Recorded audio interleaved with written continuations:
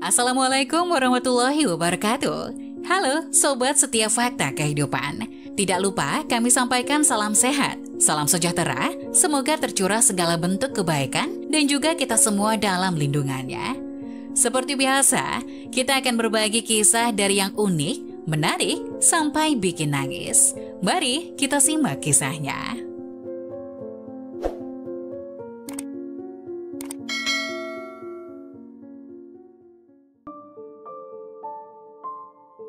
Fakta nenek 59 tahun diusir dan diludahi anak kandung. Dulu orang mampu, tapi tega melupakan anak. Kasus pengusiran ibu yang dilakukan oleh anak kandung kembali terjadi. Kali ini hal tersebut dialami oleh Sumarsi 59 tahun yang sebelumnya tinggal bersama sang anak, menantu dan cucunya di daerah Bonorejo RT 4 RW 17 Nusukan, Solo. Kisah Sumarsi menjadi viral lantaran dibagikan di laman sosial media milik Kandi Kristiana. Dari unggahan Kandi Kristiana diketahui jika Sumarsi telah diusir oleh sang anak dan menantunya. Hingga akhirnya Sumarsi terpaksa tinggal di emperan atau teras sebuah rumah kosong di sekitaran tempat tinggalnya. Dikutip dari tribunsolo.com, Kandi Kristiana mengatakan Sumarsi sudah tinggal di tempat tersebut cukup lama. Ibu sepuh tadi sebenarnya sudah tinggal di sana berhari-hari atau mungkin berminggu-minggu karena anak dan menantu mengusirnya. Ucap Kandi kepada tribunsolo.com Rabu 4 Desember 2019.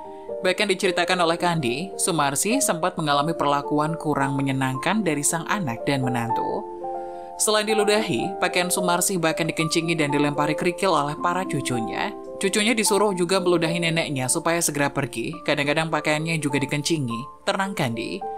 Kandi mengetahui hal tersebut berdasarkan cerita yang didengar teman-temannya yang tinggal di daerah Bonorejo. Teman-teman di wedangan cerita, pakaiannya itu juga dikencingi sama cucunya, terus juga pernah dilempari batu-batu kecil, tutur Kandi. Pakaian-pakaiannya juga dibuang-buangi, ibunya pergi terus kembali lagi ke situ, pakaiannya dibuang lagi, balik lagi dibuang lagi, lanjutnya. Selain itu diceritakan oleh Kandi untuk bertahan hidup, Sumarsi mengandalkan uluran tangan dari para tetangga. Namun jika para tetangga ketahuan memberi makan, sang anak akan memarahinya. Penjual HIK, warung sate kere, sampai kasihan sama ibu itu. Kemudian sembunyi-sembunyi memberi makan saat ketahuan anak dan menantunya dimarahi. Tandas Kandi. Kepedulian warga Bonorejo dibuktikan dengan inisiatif membawa Sumarsi ke tempat perawatan.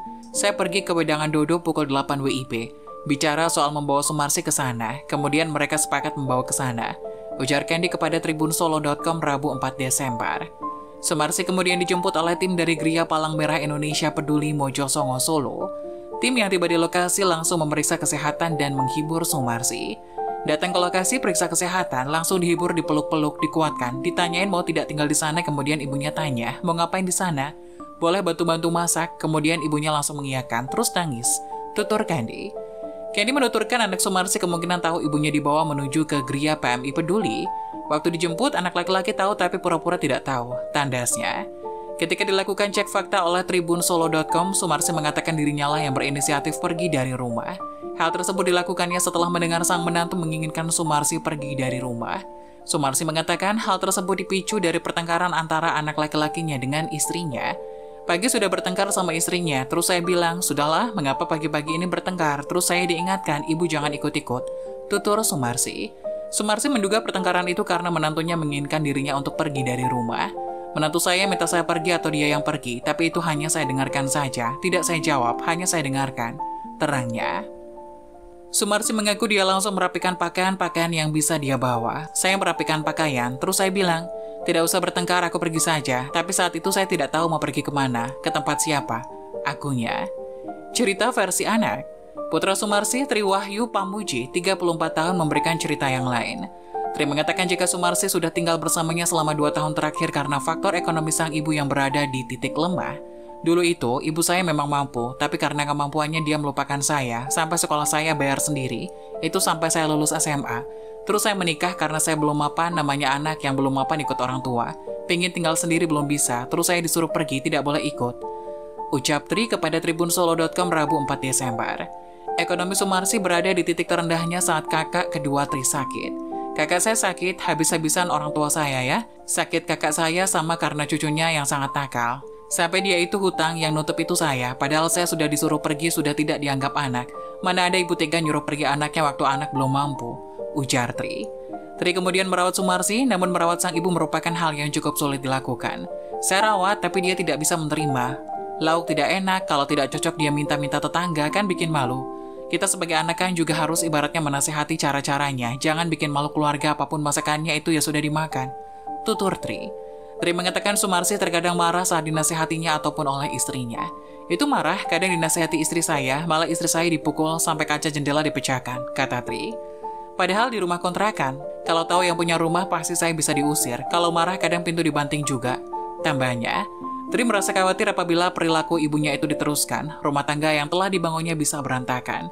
Diberitahu malah dipukul itu malah ibaratnya rumah tangga saya bisa hancur. Karena ini saya bingung, posisi saya mau mempertahankan ibu saya atau keluarga saya, ujar Tri. Tri mengungkapkan istrinya sempat menasihati Sumarsi pagi hari ini karena hendak membuat minuman dari susu anaknya.